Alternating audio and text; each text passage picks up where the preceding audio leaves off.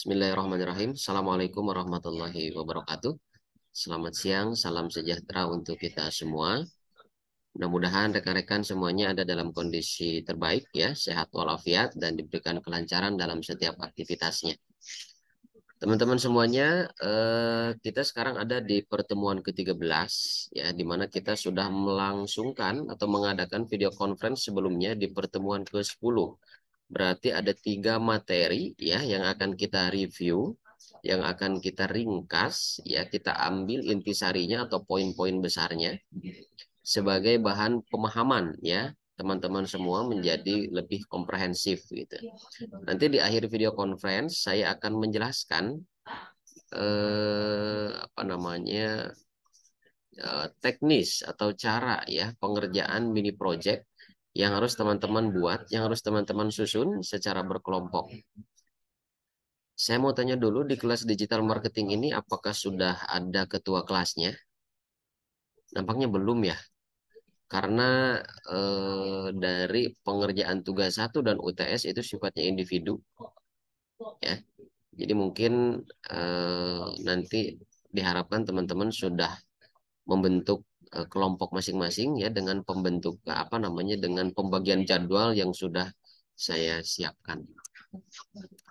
Baik, kita mulai saja dulu ya dari sebentar. Di sini ada Mbak Zevanya Rosi Imelda ya. Halo Mbak Zevanya. Hadir, Pak. Ya, Mbak Zevanya, saya minta tolong ke Mbak Zevanya untuk menjadi koordinator kelas. Nanti tolong dibuatkan apa namanya 10 kelompok ya, masing-masing kelompok terdiri dari 6 orang. Karena total dari semua anggota kelas ini ada 61 kurang lebih. Jadi setiap kelompok nanti terdiri dari 6 orang. Nanti silahkan teknisnya dibagi seperti apa. Apakah di WhatsApp grup itu boleh ya. Diurutkan kelompok 1, 2, 3, 4, 5, 6 sampai 10 kelompok. Saya berikan kebebasan kepada Mbak Zevanya sebagai koordinator. Apakah akan dipilihkan oleh koordinator atau memilih sendiri gitu ya. Hari ini sudah terbentuk ya pembagiannya Mbak Zevanya bisa ya? Baik, Pak, bisa. Baik, baik. Berarti ada yang 7 orang ya, Pak? Kalau total Iya, 60. ada 61 orang, berarti ada satu kelompok yang 7 orang. Itu pun kalau semuanya aktif ya, dalam artian mahasiswanya itu semuanya aktif yang 61 orang ini. Tapi ya nanti kita lihat siapa saja yang masih aktif di grup WA dan aktif di mata kuliah Digital Marketing Communication. Baik, sebelumnya ya, saya akan mengulas terlebih dahulu materi dari pertemuan ke-11, kemudian nanti berlanjut ke pertemuan ke-12 dan ke pertemuan ke-13. Tolong diperhatikan, ini sebagai salah satu materi yang mengantarkan pada pemahaman teman-teman nanti untuk menyusun proposal. Jadi, mini projectnya adalah menyusun proposal, ya. Penilaiannya nanti dilakukan saat presentasi di pekan selanjutnya, di mana UAS nanti teman-teman sudah tidak mengerjakan soal isai lagi. Jadi pengerjaan dan presentasi mini project dalam bentuk proposal digital marketing ini sebagai bentuk penilaian UAS nantinya. Oke, kita mulai ya. Meskipun sudah sangat lengkap penjelasannya. Bagaimana Mas Hendro?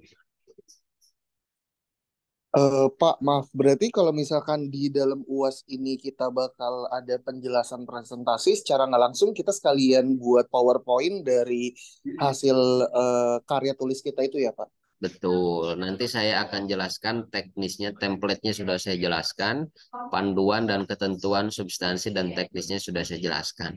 Ya, nanti di akhir ditunggu saja dulu Mas Hendro. Baik, saya lanjutkan ya. Teman-teman, dari pertemuan 1 sampai pertemuan akhir, ya learning material dalam mata kuliah digital marketing ini sudah cukup lengkap ya. Dimulai dari PowerPoint, kemudian juga didukung dengan penjelasan video yang disampaikan oleh Pak Anggoro ya sebagai dosen pengembang gitu ya. Oke, tetapi sifatnya ini redundansi ya, sifatnya ini apa namanya penegasan kembali ya, penegasan poin-poin pentingnya. Barangkali teman-teman tidak sempat menonton sampai akhir dan bisa juga dimanfaatkan forum diskusi kita pada Vicon kali ini dijadikan sebagai forum interaksi ya, dua arah gitu, sinkronus gitu ya. Ada tanya jawab di mana teman-teman masih bingung untuk memahami bagian-bagian tertentu di dalam mata kuliah digital marketing. Di pertemuan ke-11 kita akan berbicara tentang niche market dan blue ocean strategi gitu ya. Nampaknya ini sudah saya jelaskan, sudah saya berikan clue pada Vicon sebelumnya apa yang disebut dengan niche market dan apa yang disebut dengan blue ocean strategi gitu ya. Niche market itu kalau kita sederhanakan saja bahasanya adalah ceruk pasar ya. Jadi ceruk pasar itu adalah intisari gitu ya. Kalau teman-teman beli es gitu ya, beli es jeruk atau jeruk peras gitu ya. Nah, maka yang diperas itu adalah sari-sari daripada jeruk itu sendiri gitu ya. Jadi sari dalam bentuk cairan yang mengandung berbagai macam vitamin ya, terus apa namanya? Memiliki rasa yang manis, yang segar gitu ya. Itu yang disebut dengan ceruk pasar kalau di dalam konsep digital marketing. Intinya gitu ya. Inti pasar yang kita tuju, yang kita sasar. Jadi sederhananya niche market itu adalah pasar atau pangsa pasar atau konsumen yang kita tuju setelah melalui rangkaian sebelumnya gitu ya. Tentu langkah-langkah atau tahapan sebelumnya kita menyusun di dalam perumusan STP ya. Segmentasi, targeting, dan positioning. Segmenting, targeting, dan positioning. Itu yang disebut dengan ceruk pasar gitu ya. Niche market atau ceruk pasar adalah bagian dari sebuah industri dengan pasar sasaran dan konsumen yang lebih spesifik. Dari target pasar tersebut, seorang pebisnis atau marketer melakukan penjualan produk atau layanan yang ditawarkan. Kalau kita berbicara ceruk pasar, inti ya, inti pasar atau inti konsumen yang kita sasar, maka semuanya harus dipersiapkan, mulai dari bahasanya, media yang digunakannya, gitu ya. Kemudian ya termasuk tadi gaya bahasa, ya, kemudian juga atribut-atribut yang mendukung visualnya, gitu ya. Apakah perlu dengan audio visual atau cukup dengan visual saja atau cukup dengan audio saja? Mengarah pada segmentasi siapa. Segmentasi itu dapat kita rumuskan, nanti teman-teman harus merumuskan ke dalam penjelasan yang lebih jelas gitu ya, dilihat dari aspek geografis, demografis, dan psikografis gitu ya. Geografis dilihat dari segi lokasi wilayah, demografis dilihat dari segi usia, jadi kelamin, pekerjaan gitu ya. Kemudian psikografis dilihat dari gaya hidup gitu ya. Itu juga bisa kita lihat dari berada di mana gitu ya. Pangsa pasar kita, konsumen kita gitu ya. Apakah berada di kota besar, katakan itu di daerah Jabodetabek atau di pinggiran kota-kota gitu ya, di sebuah desa, di sebuah perkampungan dan lain sebagainya. Apa manfaat daripada niche market ini gitu ya? Pertama, persaingan bisnis yang tidak terlalu ketat. Karena kenapa? Kalau orang-orang belum merumuskan atau kompetitor kita belum merumuskan siapa target pasarnya gitu ya, maka kecenderungan segala macam strategi ya, segala macam media akan digunakan. Itu akan berpengaruh pada kos yang dikeluarkan, pada biaya yang dikeluarkan, juga berpengaruh nanti pada efektivitas akhirnya gitu ya, pada efektif tidaknya semua strategi itu digunakan di dalam mempromosikan atau menyampaikan pesan-pesan atau value yang dimiliki oleh produk atau jasa yang kita miliki. Nanti perbandingannya kita bisa melihat ya, niche market ini memiliki relevansi ya, berada di dalam blue ocean strategi atau red ocean strategi gitu ya. Saya harap teman-teman sudah membaca dan minimal sudah melihat lah ya semua materi, semua slide yang setiap pekan saya share. Tetapi Vicon kali ini saya lebih mengulas poin-poin besarnya agar nanti dipahami lebih lengkap lagi. Kemudian lebih fokus berbisnis ya. Jadi niche market adalah bisa berfokus kepada bisnis, ya kan, dengan pengembangan kualitas dan kuantitas produk, gitu ya. Tidak menjadi perhatian lebih lagi ketika kita melihat pada kompetitor yang ada, gitu ya.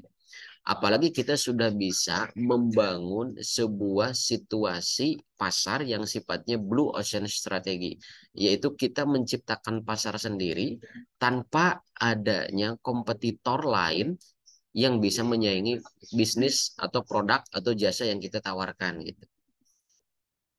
Kemudian mudah dikenal orang gitu ya. Karena kenapa niche market ini mudah dikenal orang?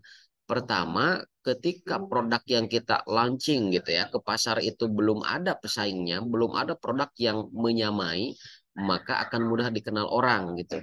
Di dalam STP ada yang disebut dengan positioning. Nah, positioning ini menentukan pada seberapa unik, seberapa otentik produk atau jasa yang kita sampaikan, yang kita tawarkan kepada konsumen gitu ya. Sehingga orang-orang belum terpikirkan produk serupa atau jasa serupa dan memang belum adanya kompetitor atau pesaing di dalam pasar yang kita ciptakan.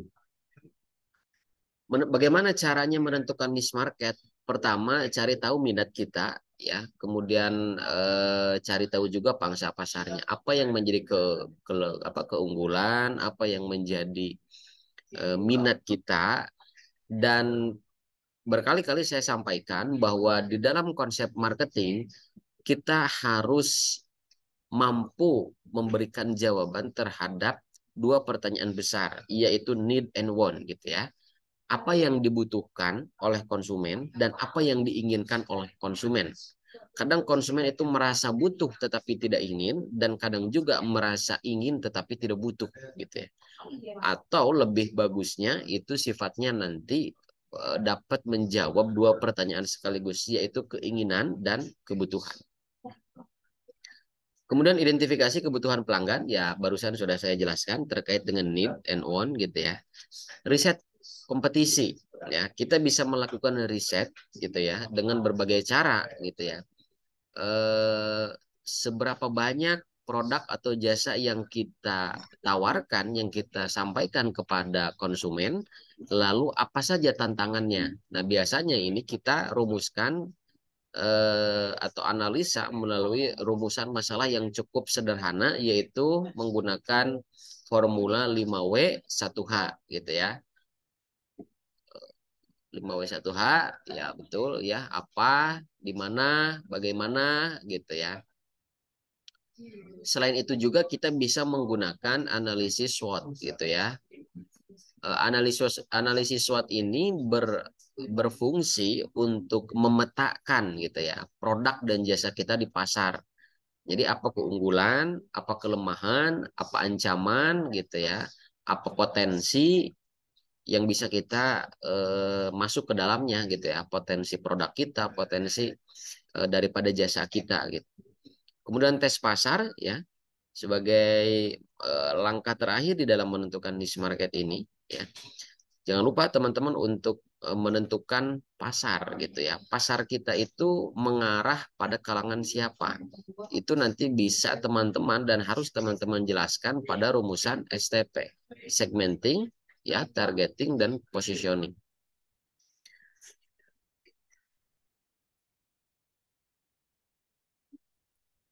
Nah, teman-teman semuanya ini sebagai salah satu contoh gitu ya, sebagai salah satu contoh satu produk yang memiliki niche market dan itu berada pada kategori blue ocean strategi. Kalau kita mendengar kata Antimo gitu ya, sebagai obat dalam tanda kutip sebagai obat penyelamat gitu ya, barangkali teman-teman atau saudara atau siapapun itulah yang memang relatif suka mabuk gitu ya, suka muntah kalau bepergian pakai bis gitu ya, pakai kapal laut, pakai mobil pribadi dan lain sebagainya, itu relatif gitu ya, mengkonsumsi antimo terlebih dahulu sebelum melakukan perjalanan gitu ya.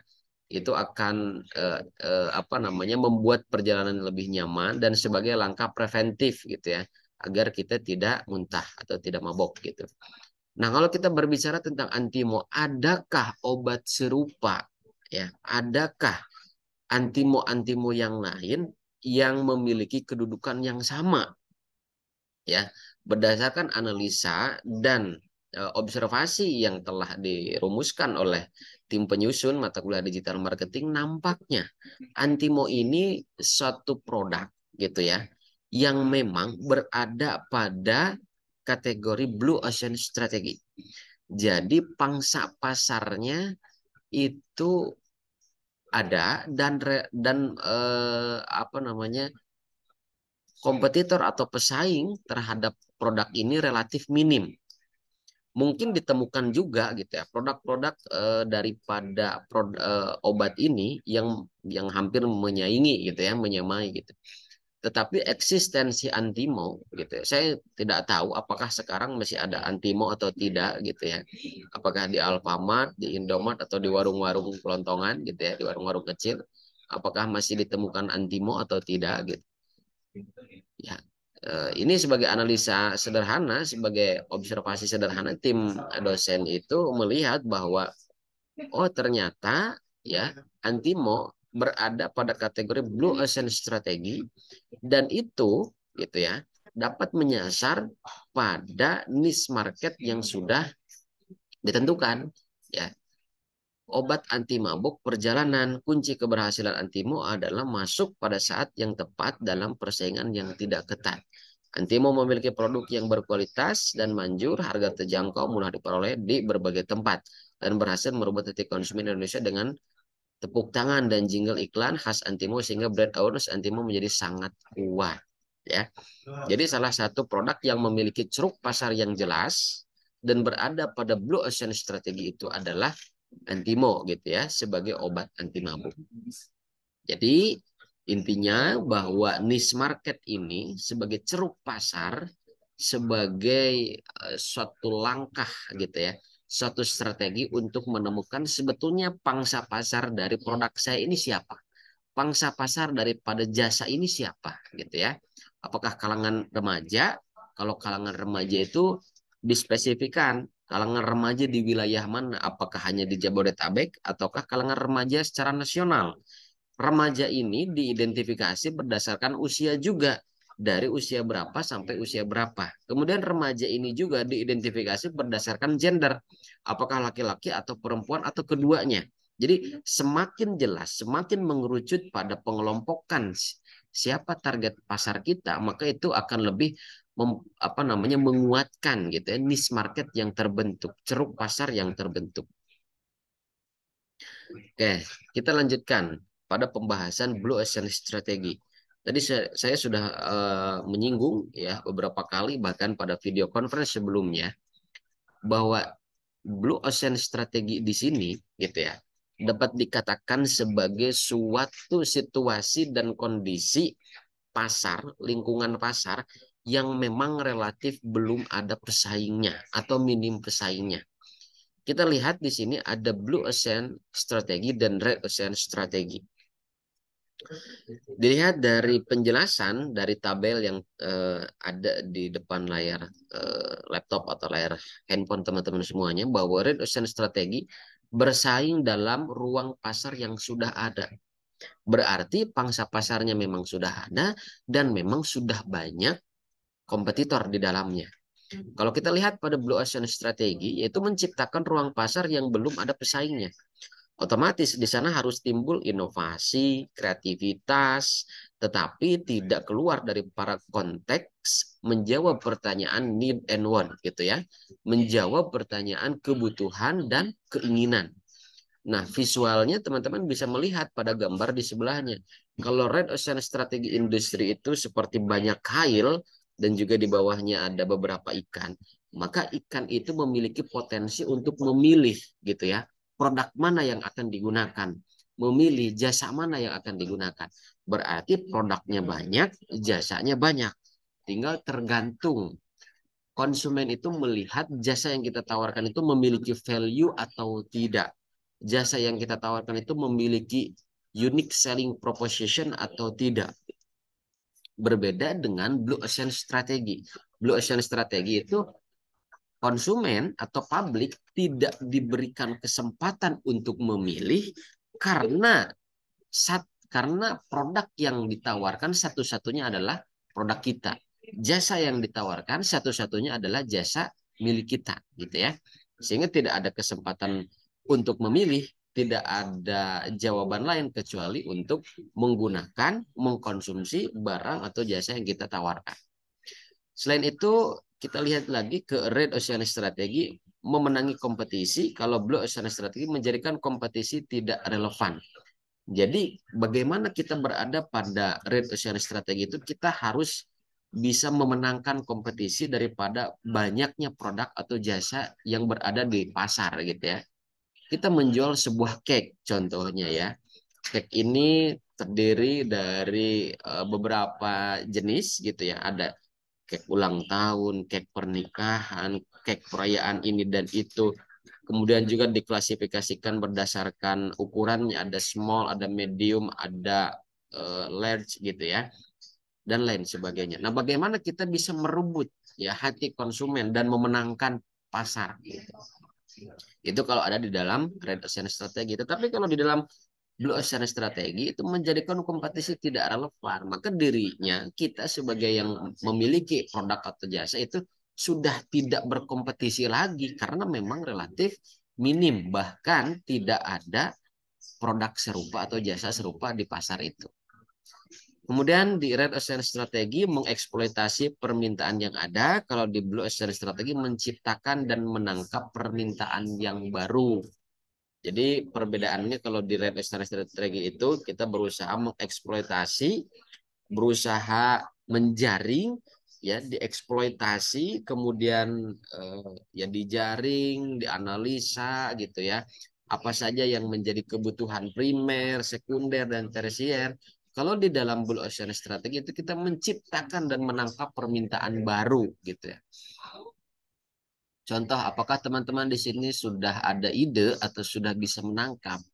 Selain kemudahan internet, ya, contohnya juga bisa terlihat pada market space ya. Kita sekarang kalau belanja tidak mesti ke mall, tidak mesti ke pasar gitu ya. Kalau mau beli apapun, beli ikan, beli ayam, tidak mesti keluar rumah, cukup pencet dan buka beberapa aplikasi. Gitu. Apakah teman-teman sudah bisa menangkap juga atau melihat apa sih yang diinginkan dan diminta oleh masyarakat saat ini gitu ya. Dan itu memang belum ada solusinya, belum ada akses yang menjembatani terhadap keinginan dan kebutuhan konsumen saat ini. Ada yang bisa memberikan argumen, memberikan contoh lah ya. Di dalam Blue Ocean Strategy itu menciptakan dan menangkap permintaan yang baru. Coba, menciptakan dan menangkap permintaan yang baru itu apa? Permintaan yang baru konsumen sekarang itu apa ya kira-kira? Coba Mbak Zevanya atau Mbak Aditiana ya, atau yang lainnya. Konsumen sekarang, masyarakat sekarang, publik sekarang itu apakah sudah mulai ada permintaan yang baru gitu ya? Dalam berbagai konteks lah, tidak mesti marketing lah. Contoh, apakah memang hadirnya akses internet, kemudahan dari berbagai fitur yang ada itu masih belum juga gitu? Boleh, Mas Hendro, Luki, bagaimana? Pak, maaf saya sambil di jalan ya, Pak. Oke. Pak, menurut saya dengan kemudahan teknologi sekarang, terus perkembangan literasi dan alat komunikasi semakin ke sini itu permintaan customer itu semakin kayak idealis sama perfeksionis sih Pak. Jadi menurut saya kalau dari sisi marketing pasti kayak makin banyak permintaan-permintaan baru untuk memenuhi kebutuhan mereka. Karena semakin dipermudah untuk mendapatkan hal-hal tersebut gitu loh dengan dipermudahnya juga teknologi-teknologi yang ada. Menurut saya sih gitu sih Pak. Oke, semakin mudahnya konsumen memiliki atau membeli, katakanlah seperti itulah ya, baik produk maupun jasa yang ditawarkan di dalam internet, di dalam akses digital, maka semakin idealis juga permintaannya. Dalam arti semakin idealis, semakin perfeksionis. Oke. Masuk akal juga gitu ya. Kadangkala kita juga beli sepatu, beli baju, kok warnanya seperti ini, yang datang kan beda warna gitu kan. Kok yang terlihat itu dari visual itu seperti yang tebal bahannya, tapi yang datang kok tipis bahannya.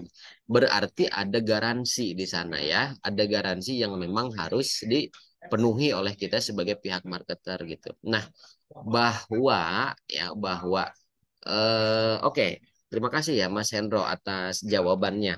Bagaimana kita bisa melihat dan menciptakan serta menangkap permintaan baru? Salah satu jawaban yang disampaikan adalah bahwa permintaan masyarakat sekarang itu lebih idealis, ya, lebih idealis, kemudian lebih lebih apa tadi dikatakan?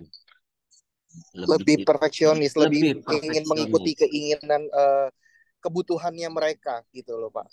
Oke, baik. Lebih mengikuti kebutuhan dan keinginan mereka. Dilihat juga dari segi ya apapun itulah ya gitu. Apakah dari segi gender, kemudian dari segi lifestyle gitu ya, gaya hidup dan lain sebagainya.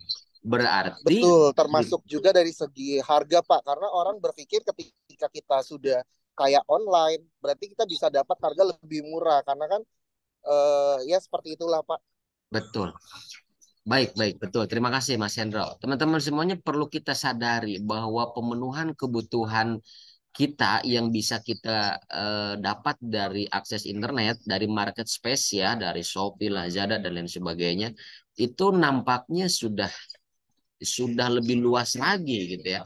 Bukan pemenuhan pada kebutuhan personal saja, tetapi pemenuhan pada kebutuhan komunal juga gitu ya. Seperti contoh bahwa ketika kita akan mengadakan sebuah event, sebuah acara, ya baik itu event perusahaan atau acara keluarga, ada anak hitanan, ada pernikahan, ada selamatan dan lain sebagainya, nampaknya media media sosial atau media digital katakan seperti itu dari berbagai platform media yang ada itu menjadi salah satu rujukan yang memang sering digunakan ya, menjadi salah satu referensi gitu. Contohnya kalau kita sedang mempersiapkan acara pernikahan, katakan seperti itu, kita akan melihat gitu ya dari range harga gitu ya. Kalau pesan kartu undangan secara offline berapa harganya, kemudian desainnya berapa gitu. Kalau pesan secara online berapa harganya, lalu desainnya seperti apa. Dan ini masih menjadi fenomena yang dapat dikatakan media digital ya, market space itu masih menjadi rujukan kita semua. Dilihat dari segi apa? Salah satu poin daripada kita untuk menyusun unique selling proposition itu dapat dilihat tadi kata Mas Hendro itu dilihat dari harganya ya. Apakah harga tersebut ya dengan kualitas yang cukup baik itu dapat menarik perhatian atau interest konsumen gitu ya. Selain dari harga ya tentu dari kualitas gitu kan.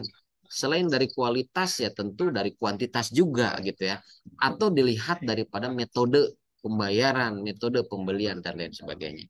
Betul ya tadi. Nah, tinggal kalau kita bisa menangkap dan melihat permintaan semakin perfeksionis, semakin sesuai dengan kebutuhan kita, maka kita sebagai marketer gitu ya, produk dan jasa yang menawarkan kepada orang lain harus bisa memberikan pelayanan ekstra atau lebih gitu ya.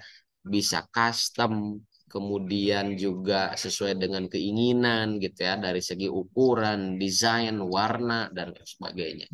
Dan tentu harus ada garansi itu yang membuat kita semakin merasa aman dan nyaman ketika menggunakan fitur-fitur digital di dalam transaksi jual beli gitu. Kemudian kita lanjutkan pada Red Ocean strategi memilih nilai biaya gitu ya, memilih nilai dan biaya dan Blue Ocean strategi mendobrak pertukaran nilai dan budaya gitu ya.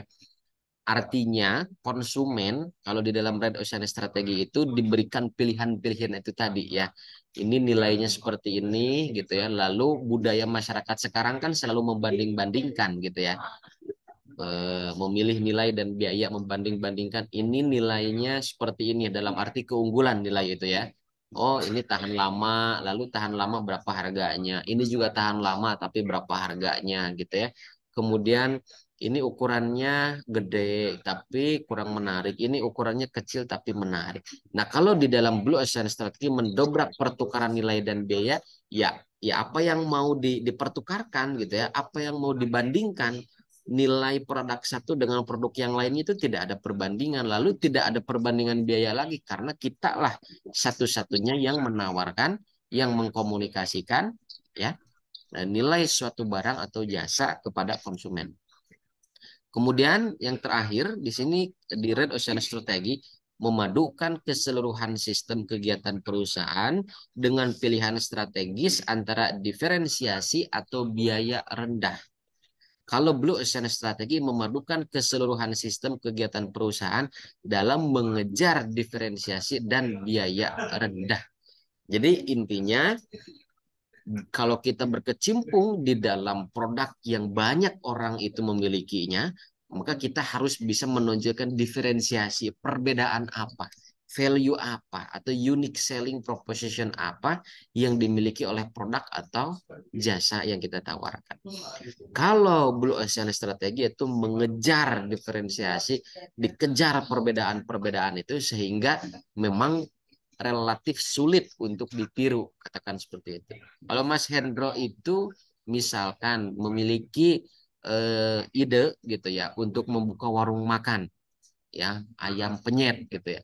Nampaknya kalau kita berbicara ayam penyet itu semua kota di seluruh penjuru kota bahkan di pelosok daerah katakan seperti itulah ya baik online maupun offline itu sudah banyak yang melakoni bisnis serupa tentang ayam penyet gitu.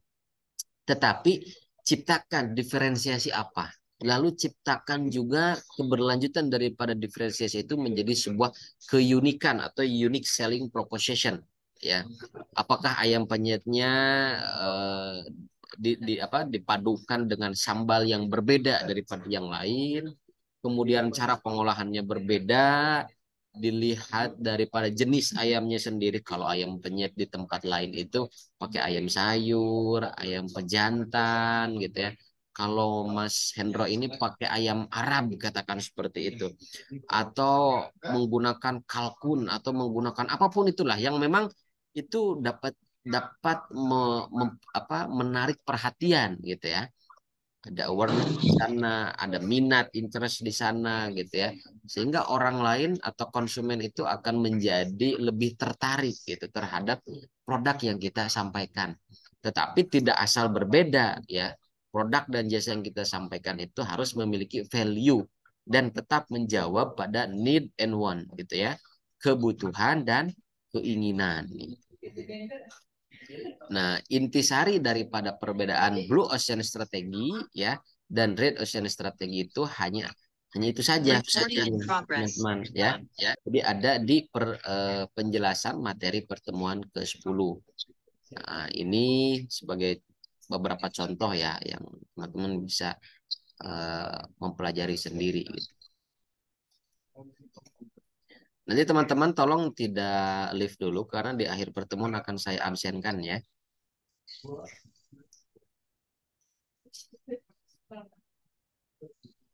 Nah, untuk pertemuan ke-12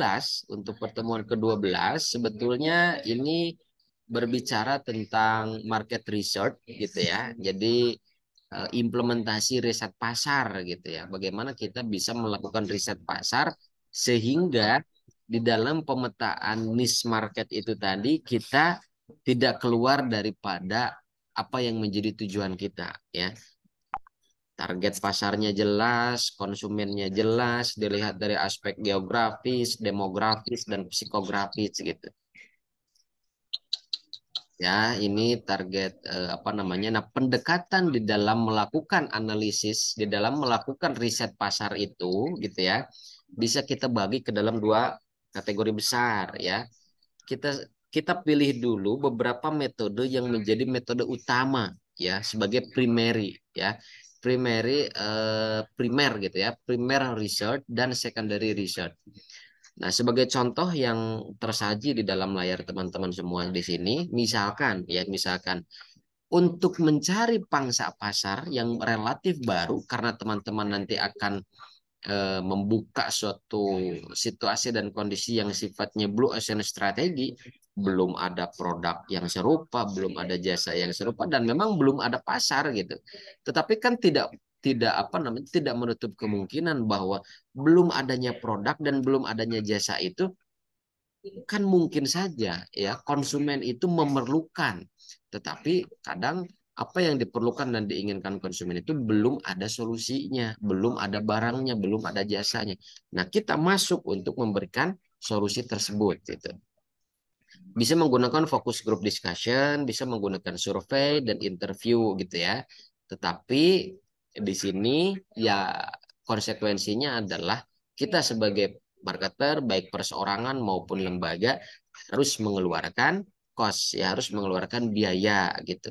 Tetapi kalau kita lengkapi dengan secondary research gitu ya, langkah kedua, langkah alternatif, kita cukup riset daripada hasil-hasil riset yang sudah ada sebelumnya, apakah itu di laman jurnal gitu ya, atau di laman website resmi gitu ya, terkait bagaimana sih perilaku konsumen saat ini, apa namanya, isu-isu apa sih yang memang digandrungi oleh konsumen saat ini gitu ya, isu produk atau isu jasa tentunya ya yang berbaur yang berkaitan dengan marketing. Nah, hal ini memang keuntungannya adalah memiliki biaya yang relatif rendah bahkan gratis gitu ya, tidak memerlukan biaya yang rendah, tetapi konsekuensinya juga bahwa ya hasil risetnya itu kurang spesifik dan kurang detail atau kurang sesuai dengan apa yang kita inginkan. Pendekatannya juga bisa menggunakan kuantitatif dan kualitatif research ya. Kalau kuantitatif itu menggunakan survei ya, kuesioner, polling dan observasi. Kalau kualitatif itu relatif digunakan dengan interview, forum group discussion dan literatur overview ya, mengumpulkan beberapa hasil penelitian terdahulu dalam bentuk jurnal gitu ya. Kemudian kita analisa dan hasil daripada analisa kita dijadikan sebagai salah satu pijakan strategi apa yang akan kita lakukan ke depannya untuk memperkenalkan produk, barang, dan jasa. Kembali lagi ya, kalau kita ingin membuka suatu pasar baru dalam kategori Blue Ocean Strategi, maka kita harus mengingat pada produk life cycle PLC ya, dimulai dari tahap pengenalan, kemudian pertumbuhan, tahap kedewasaan, sampai tahap penurunan atau decline. Dan selanjutnya akan berputar gitu ya, akan berputar. Di mana produk itu dikenalkan, kemudian bertumbuh gitu ya, sudah dikenal oleh masyarakat, adanya peminat, adanya yang membeli, kemudian adanya pada tahap stabil, dan setelah itu masyarakat konsumen mulai jenuh karena memang dihadapkan pada beberapa varian yang lebih banyak gitu ya. Dilihat juga dari segi value-nya juga lebih banyak dan lebih kompetitif, otomatis produk itu lambat laun akan menurun atau decline gitu ya.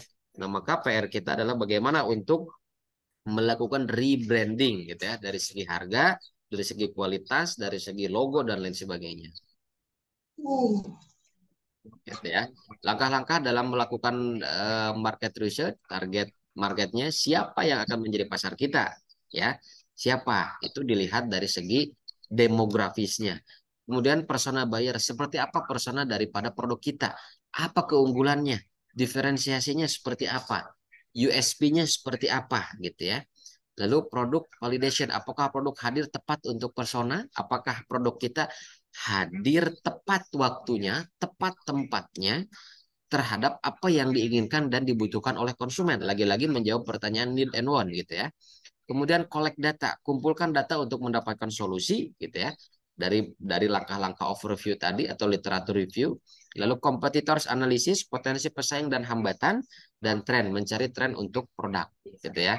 Dilihat dari nama brandnya gitu ya. Nanti beberapa pertemuan ke depan di 14 kalau nggak salah kita akan berbicara tentang apa namanya branding ya, branding manajemen terhadap suatu produk atau jasa gitu ya. Jadi ini coba dilihat dulu teman-teman bahwa ada yang disebut dengan buyer persona gitu ya. Ada personal info, jadi kita harus bisa mengklasifikasikan umurnya berapa, jenis kelaminnya apa ya, kemudian itu kategorinya anak-anak gitu ya, kemudian anak-anak dewasa atau remaja, lokasinya di mana, bahkan income, pendapatan per bulannya itu berapa. Level edukasinya apakah SD, SMP, SMA, S1, S2, S3, itu harus dikerucutkan untuk mendapatkan sebuah rumusan tentang niche market yang tadi ya. Kemudian professional info, ada job detail, karir, gitu, ada value dan lain sebagainya. Silakan dibaca masing-masing. Sampai sedetail itu kita untuk mempersiapkan gitu ya, menganalisa target pasar yang akan kita sasar nantinya. Gitu. Nah, ini juga sebagai salah satu langkah untuk melakukan analisis pesaing kompetitor kita melalui analisis SWOT ya. Kekuatan, kelemahan, kesempatan dan ancamannya seperti apa. Gitu ya.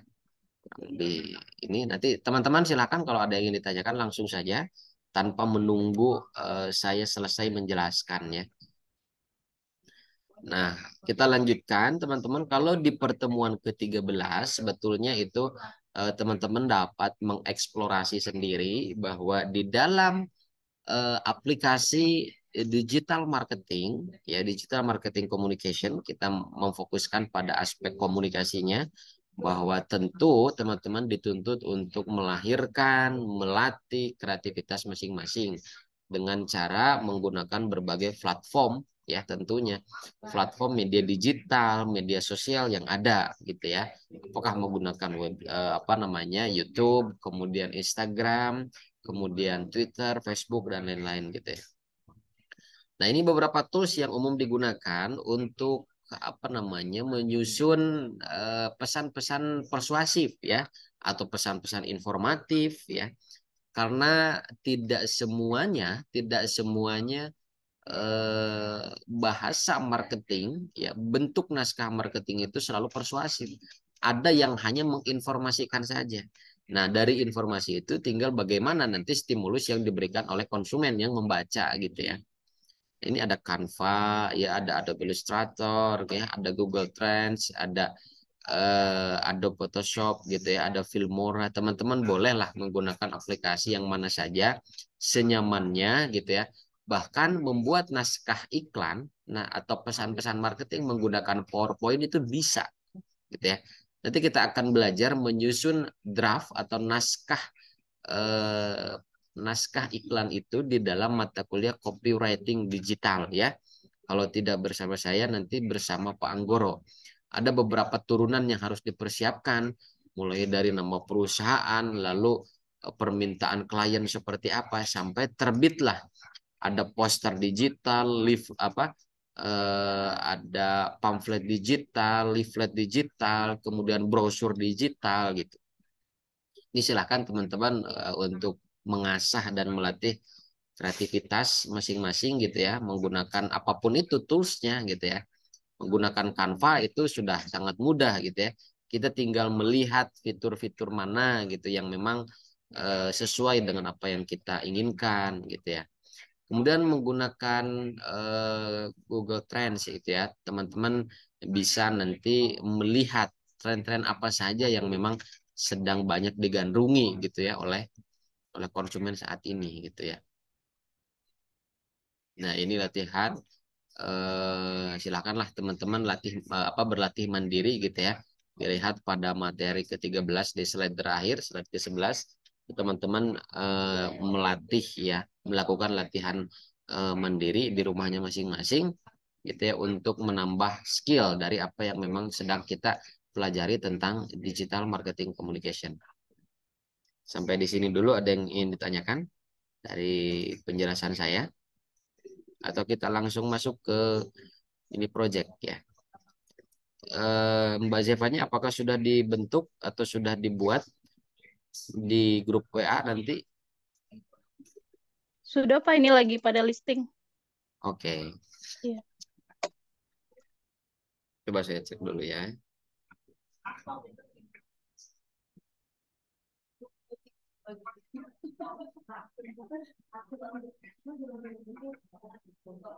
Pak, maaf, ini baru di grup kelas sih, belum di grup WAG Bapak. Oke, nanti di-share saja hasil akhirnya. Total ada 10 kelompok, masing-masing sekitar 6 orang ya. Jadi nanti akan ada pembagian presentasinya. Oke ya. Judulnya mini project digital marketing communication. Ya, petunjuk pengerjaan tugasnya. Pertama, pengerjaan mini project dilakukan secara kelompok. Jenis project adalah proposal yang dirancang dalam bentuk PowerPoint, ya. Jadi proposalnya cukup ditulis dalam bentuk PowerPoint saja, tidak perlu terlalu formal proposalnya. Kemudian PowerPoint setidaknya terdiri dari 15 sampai 20 slide lah ya. Jadi teman-teman boleh dielaborasi materi-materinya gitu ya. Kemudian jawaban bukan plagiarisme atau copy paste ya, jelas ini tidak diharapkan. Dan menggunakan redaksi atau bahasa sendiri. Referensi menggunakan sumber dari learning material serta mencantumkan sumber lainnya dengan jelas. Kalau menggunakan sumber lain ya. Template proposalnya sudah terlampir dan setiap kelompok cukup perwakilan saja wajib submit file presentasi ke email saya muhammadisan@lecturer.unsia.ac.id dengan penamaan DMC ya, Digital Marketing Communication underscore kelompok 1, 2, atau 3. Cukup seperti itu. Dan itu cukup dikirimkan oleh perwakilan kelompok. Paling lambat Selasa 11 Juli 2023 pukul 23.59. Jadi minggu depan ya. Hari Selasa minggu depan. Karena pengerjaannya cukup mudah, saya rasa 1 minggu cukup gitu ya teman-teman untuk menyusun proposal atau mini project.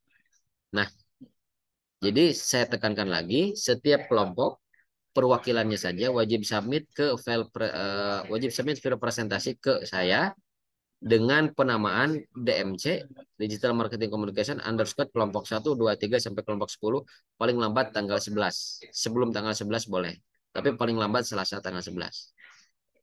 Ya. Kemudian pada mini project mata kuliah Digital Marketing Communication Anda diminta membuat kelompok yang terdiri dari 6 orang. Setiap kelompok diminta membuat atau merancang mini project proposal dalam bentuk PowerPoint. Setiap kelompok merumuskan dan menyusun kampanye pemasaran dari brand produk atau jasa atau personal brand. Pilih salah satu. Yang dimaksud brand produk atau jasa atau personal brand itu seperti ini. Teman-teman boleh memilih produk yang sudah ada atau boleh memilih jasa yang sudah ada.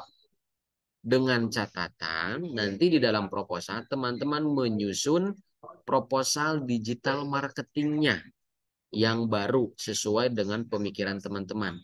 Jadi kalau teman-teman nanti memilih, Pak saya mau memilih KFC, silahkan tidak apa-apa. Tetapi yang saya minta bagaimana teman-teman menyusun kampanye pemasaran dalam konteks digital untuk produk KFC itu.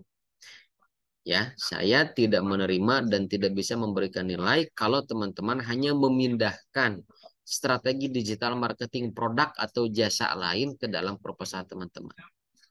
Di sini ada atau personal brand. Barangkali teman-teman punya teman ya punya sendiri atau punya temannya, punya saudara, punya personal brand, punya brand sendiri dari produk baju, produk sepatu, produk makanan atau produk jasa itu silahkan ya silahkan dirumuskan terkait kampanye pemasaran digitalnya seperti apa di dalam bentuk proposal nanti gitu ya. Jadi brand produk atau jasa itu boleh mengambil produk atau jasa yang sudah ada, tetapi teman-teman harus menyusun strategi digital marketing yang baru. Atau kalau personal brand ya brand produk milik sendiri, jasa milik sendiri itu silahkan ya digunakan, dicantumkan apa namanya strategi yang telah digunakan atau sedang digunakan atau akan digunakan gitu ya. Dalam sajian proposal harus menyertakan strategi digital marketing yang meliputi latar belakang, segmentasi, strategi komunikasi pemasaran, pemilihan media, keunggulan strategi, dan penutup. Setiap kelompok harus melakukan presentasi sesuai jadwal yang telah dilakukan. Jadwalnya seperti ini ya. Jadi kelompok 1, 2, 3 akan melakukan presentasi pada Rabu 12 Juli 2023 Artinya Rabu pekan depan pukul 10, kelompok 4, 5, 6 minggu selanjutnya, dan kelompok 7, 8, 9 itu tepat pada minggu UAS. Ya. Jadi tidak apa-apa, kita akan melakukan Vikon sampai pada minggu UAS. Gitu ya. Nah, ini tolong dicatat ya sebagai nanti pertimbangan teman-teman harus menyiapkan. Tetapi pengumpulan draft file proposalnya paling lambat Selasa 11 Juli ya.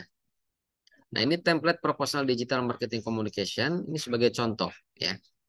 Pertama, teman-teman harus menulis latar belakang. Ceritakan latar belakang produk atau jasa. Mengapa dipilih produk ini? Ya. Pemilihan nama brand, misalnya Tempe Crazy. Itu kenapa? Kenapa dipilih nama brand tersebut? Gitu ya. Sampai seperti apa filosofinya? Gitu ya. Ada berapa jenis? Ya. Ada berapa ukuran? Silakan dijelaskan sedetail mungkin. Ini hanya poin-poin contoh saja. Nah, ini Tempe Crazy kalau kita asumsikan sebagai personal brand berarti misalkan Tempe Crazy ini produknya milik keluarga Mbak Zevanya. Silahkan dituliskan, dicantumkan. Lalu bagaimana strategi digital marketingnya? Yang sudah, yang sedang, dan yang akan dilakukan. Atau mungkin Tempe Crazy ini sebagai produk yang sudah ada, gitu ya. Tetapi teman-teman harus menyusun, merumuskan strategi digital marketing communication-nya menurut versi teman-teman sendiri, gitu ya. Itu sifatnya memberikan rekomendasi pada produk yang sudah ada. Kecuali kalau produknya milik sendiri, ya itu hanya menginformasikan ini loh Pak, saya punya produk ini, strateginya seperti ini, medianya ini, dan lain sebagainya. Itu ya tentang latar belakang. Ya, silahkan bebas mau berapa slide gitu. Yang penting dari keseluruhan slide itu 15 sampai 20 gitu ya, sekitar 15 sampai 20. Kemudian di sini saya minta teman-teman merumuskan dan menjelaskan dengan sangat jelas terkait segmentasi ya. Ceritakan produk ini dijual ke siapa, harganya berapa, dan lain-lain dengan pendekatan STP, segmentasi, targeting, dan positioning. Ada ukurannya small, medium, large gitu ya. Ada rasanya, rasa pedas, rasa asin, rasa jagung bakar, rasa apapun itulah, silahkan. Lalu jelaskan juga diferensiasi produknya. Ceritakan bahwa produk ini beda dengan keripik yang lain. Karena dilihat dari segi kemasan boleh, ya. Dilihat dari segi temannya ini kompetitor atau pesaingnya, ya, komunikasinya seperti apa, story di balik produk dan lain sebagainya. Ada story di balik produk gitu ya, ada filosofinya. Kemudian strategi komunikasi pemasaran digitalnya teman-teman harus menyusun nanti ya, yaitu dalam strategi pemasaran bisa menentukan taktik yang ingin digunakan. Misalnya kelompok A akan menjalin strategi promosi produk dengan menggunakan taktik misalnya membuat konten di media sosial TikTok, membuat video komedi di YouTube, menggunakan influencer marketing atau food vlogger dengan follower sekitar 10K dan lain-lain. Ya, nanti silakan teman-teman mau menggunakan strateginya seperti apa. Pak, saya mau menggunakan influencer.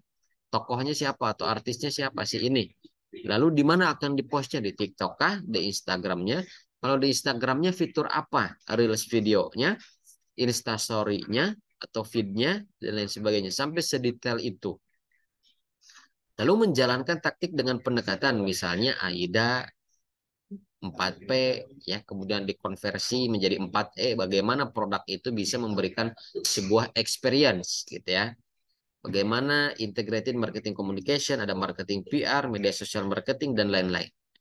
Bolehlah membuka-buka lagi materi yang sudah kita pelajari sebelumnya ya. Contoh membuat poster promosi keripik Tempe Crazy dengan menggunakan visual yang menarik. Hal ini agar menjadi daya tarik atau attention atau menggantung brosur pada ranting dan dahan pohon di pinggir jalan sehingga nampak pohon tersebut berbuah keripik Tempe Crazy. Jadi khususnya teman-teman ya, baik memilih produk atau jasa yang sudah ada atau mencantumkan produk atau jasa yang teman-teman miliki sendiri, itu teman-teman boleh gitu ya, teman-teman boleh menyusun, mendesain gitu ya, menyusun, mendesain daripada tampilan kemasan itu sendiri, apakah tampilan produknya atau poster marketingnya gitu ya, atau leaflet marketingnya, brosur marketingnya, itu silahkan ya. Jadi meskipun produknya sudah ada di pasar gitu ya, jasanya sudah ada, tetapi teman-teman silahkan kembangkan kreativitasnya ya, sehingga itu sifatnya rekomendasi gitu ya bagi produk yang sudah ada. Atau memang lebih bagusnya itu produknya yang dimiliki oleh sendiri ya, personal brand, itu dibuat semenarik mungkin. Ini Pak, kita membuat kemasannya seperti ini gitu ya, baik dalam ukuran yang medium, small atau large gitu ya. Kemudian saya juga membuat poster digitalnya seperti ini kurang lebih, pamflet digitalnya seperti ini dan lain sebagainya. Itu akan menjadi lebih komprehensif dan akan lebih maksimal di dalam penilaiannya ya. Kemudian ada pemilihan media. Tentukan media yang akan dipilih dalam mempromosikan produk Anda ya. Pemilihan media dikaitkan pada segmentasi dan target audiens ya. Jadi teman-teman dimulai dari latar belakang, segmentasi, strategi, pemilihan media, keunggulan sampai penutup itu harus inline gitu ya. Harus konsisten. Jangan sampai kalau segmentasinya mengarah pada usia renta, katakan seperti itu ya, usia 60 ke atas. Tapi yang digunakan medianya adalah media TikTok gitu ya. Kita juga harus bisa mengidentifikasi apakah memang betul gitu ya, segmentasi kita itu menggunakan media TikTok gitu ya sebagai media informasi, media edukasi gitu ya, media promosi dan lain sebagainya. Nah, media ini boleh lebih daripada satu, gitu ya. Apakah teman-teman menggunakan TikTok dengan Facebook, TikTok dengan Instagram, TikTok dengan YouTube, TikTok dengan Twitter, dan lain sebagainya. TikTok dengan YouTube, dengan WA, dengan Instagram, dengan Facebook ya, itu silakan. Nanti masing-masingnya dijelaskan. Pak, kalau TikTok saya menggunakan influencer dari artis ini. Karena sekarang ada fenomena TikTok Shop gitu ya. TikTok Shop, jadi belanja daripada live TikTok itu lebih lebih menguntungkan atau lebih efektif, katakan seperti itu. So, silakan teman-teman menyajikannya dengan sangat rapih, dengan sangat menarik di dalam proposal digital marketing nantinya. Kemudian keunggulan strategi, ceritakan tentang produk Anda yang menggunakan strategi yang efektif ya dan efisien. Ceritakan bagaimana caranya produk Anda bisa survive di tengah persaingan pasar. Misalnya keripik tempe crazy adalah niche market orang-orang pecinta tempe namun tetap bisa menikmati tempe dalam sensasi rasa keripik. Atau masuk ke niche market orang-orang pecinta keripik yang ingin menemukan varian rasa keripik yang menantang. Jadi keunggulan strategi ini adalah teman-teman harus nanti menjelaskan diferensiasi. Perbedaannya apa dengan produk yang lain. Setelah diferensiasi itu ada unique selling proposition, keunikan, value, ya, value yang memang itu relatif tidak dimiliki oleh produk yang lain, gitu. Gitu ya. Nanti juga menjelaskan niche market, ya, niche marketnya seperti apa, gitu. Kemudian lebih daripada itu, teman-teman nanti harus menjelaskan terkait dengan di mana produk atau jasa kita itu dipasarkan ya, apakah di dalam kategori Red Ocean Strategi atau berada di dalam kategori Blue Ocean Strategi gitu. Ya, jadi kurang lebih seperti itu teman-teman, nanti menjelaskan niche market, kemudian diferensiasi, unique selling proposition, lalu ada di dalam kategori Red Ocean Strategi atau Blue Ocean Strategi ya. Nah, lalu di sini ada penutup ya, berikan kesimpulan. Tentu berbicara tentang kesimpulan. Ya, jadi simpulkan, yakinkan bahwa anggap saya itu sebagai orang yang akan nanti menanam saham, menanam modal gitu ya, terkait produk atau jasa yang memang disampaikan. Jadi teman-teman harus bisa meyakinkan saya gitu ya bahwa produk yang teman-teman presentasikan memang layak gitu ya untuk di-approve gitu ya sehingga mendapatkan nilai yang maksimal. Kemudian dari segi teknis ya proses pengiriman proposalnya pertama proposal dikirim ke dosen melalui email dalam format PowerPoint ya. Tadi emailnya sudah di atas saya sudah cantumkan. Kemudian kedua, setiap kelompok melakukan presentasi sesuai jadwal yang ditentukan.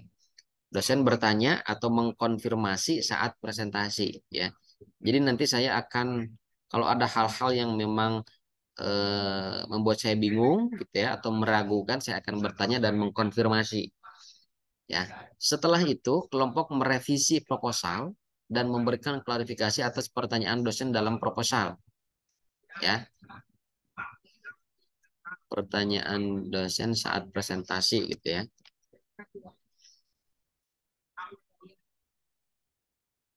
Setelah itu submit revisi proposal saat pekan UAS, dosen memberikan nilai UAS. Jadi nanti silakan ditunggu saja informasi atau aba-aba dari saya ya. Jadi teman-teman membuat file proposal itu untuk penilaian UAS. Makanya hari Selasa tanggal 11 minggu depan cukup perwakilannya saja yang mengumpulkan ke email saya lalu melakukan presentasi sesuai jadwal yang ditentukan. Nah, file yang sudah teman-teman yang sudah melakukan presentasi, nanti mungkin ada koreksi, ada revisi dari saya, kemudian memperbaikinya lagi. Setelah diperbaiki, kemudian disubmit di LMS pekan ke-16. Ya, maka nilai akan saya berikan saat pekan ke-16. Tetapi proses penilaiannya dilakukan saat teman-teman melakukan presentasi sesuai dengan jadwalnya masing-masing. Kurang lebih itu untuk penjelasan mini project yang harus dilakukan secara berkelompok. Ada pertanyaan? Bisa dipahami ya?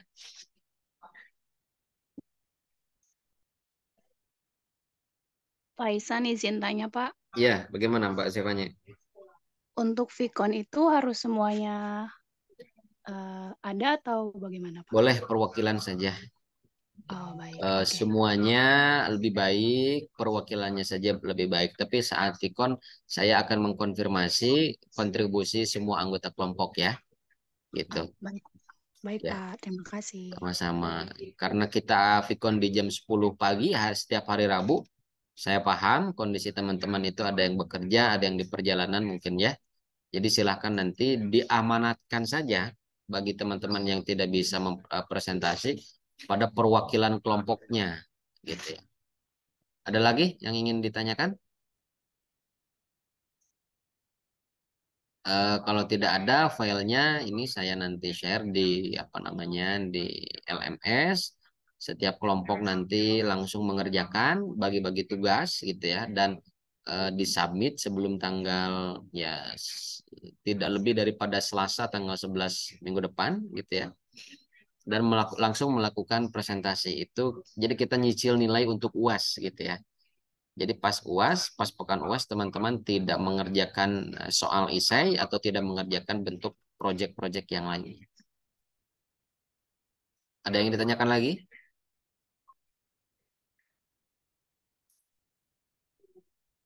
Tidak Pak, ada. maaf, Ya. Baik, izin bertanya. gimana? Pak, kalau misalkan kayak kita memutuskan untuk individual, apa boleh, Pak? Tidak boleh, Mas. Ini instruksinya kelompok. Adapun nanti konsekuensi bagi yang individu mungkin tidak maksimal nilainya. Saya tetap berikan nilai, tapi itu tidak akan maksimal, tidak akan proporsi, jauh dari kata proporsional lah nilai. Gitu ya Mas Hendro ya. Baik, Pak. Ya, ada yang lain? Silakan. Memang suka ada ya yang sendiri gitu ya. Apakah itu kesulitan koordinasi? Ya silakanlah. Ini teman-teman koordinasi dibantu dengan Mbak Zevanya ya. Saya berikan keleluasaan untuk memilih anggotanya masing-masing.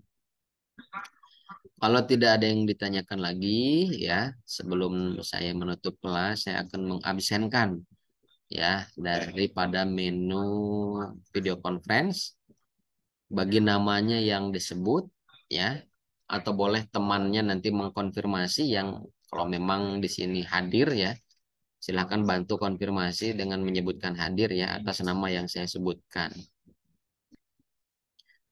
Pertama ada Adit Ditiana hadir. Tadi Hadir, Pak. hadir ya. Oh, Adit Ditiana ini yang dari Jogja ya? Siap ya, Pak. Oke. Sorry ya, tadi saya nyebutnya Mbak Adit. Mas Adit. Ya. Oke. Kemudian Alesya Putri Sadeli, Anggi Novita, Arisoka, Asep Wanda, Asis Marlina, Audrey Octavia. Hadir, Pak. Iya. Kemudian Ave Charity, Bambang Fahmianto, Beatrice Hana, Khairul Anam, Sinti. Hadir, Pak. Khairul Anam. Iya. Khairul. Cynthia Aprilia, Deborah Dania. Hadir, Pak. Deborah hadir, Pak. Cynthia hadir, Pak. Marlina hadir, Pak. Iya. Baik. Della Eliza, Dianita, Elfaza hadir tadi ya. Eli Kustika, Elvira Hadiana, Envira Fadel. Hadir, Pak. Hadir Mas Fadel ya. Fauzan Gutawan. Hadir, Pak. Baik. Fitriani, Habib Abdil, Hema Malina, Hendro Luki hadir, Imelda Francisca, Joko Santoso, Hendro hadir, Pak. Ya, siapa? Oke, Mas Hendro hadir. Imelda, Joko Santoso, Juliana, Hinaya tadi hadir ya. Kinaya hadir, Pak. Oke. M. Ahsani, Markus, Marcella, Mariati, Maya Apriliana, Muhammad Aditya. Halo, Maya hadir, Pak. Maya, oke. Muhammad Raflin, Naufal Anindita, Nur Hanifah, Nurjana, Nur Lailia, Nur Kayat, Oni Dwi, Raihan, Sabdaul Husna, Samia, Sidarta, Situngkir, Suci Haryanti, Pak Taufik Hidayat, hadir ya. Yang ini ya. Tita Yulianti, Sabita, Zevanya hadir, Zidan Ihza, Zohrah, M Taufik. Tadi yang ini tuh M Taufik ya, bukan Taufik Hidayat. M Taufik hadir. Oke. Sudah ya, tidak ada yang dikonfirmasi lagi. Kalau ada yang ingin ditanyakan atau nanti ingin dikonfirmasi, silahkan ditanyakan di grup saja. Terima kasih teman-teman semuanya atas atensi dan waktu yang diluangkan. Selamat mengerjakan mini project ya, yang akan kita mulai presentasikan pada pekan depan ya, sebagai bahan untuk penilaian UAS. Tolong diperhatikan, dikerjakan dengan maksimal gitu ya, karena ini menentukan nilai UAS sebesar 30% bobotnya ya. Terima kasih, selamat siang, selamat melanjutkan aktivitas. Saya tutup. Assalamualaikum warahmatullahi wabarakatuh. Waalaikumsalam. Sama-sama.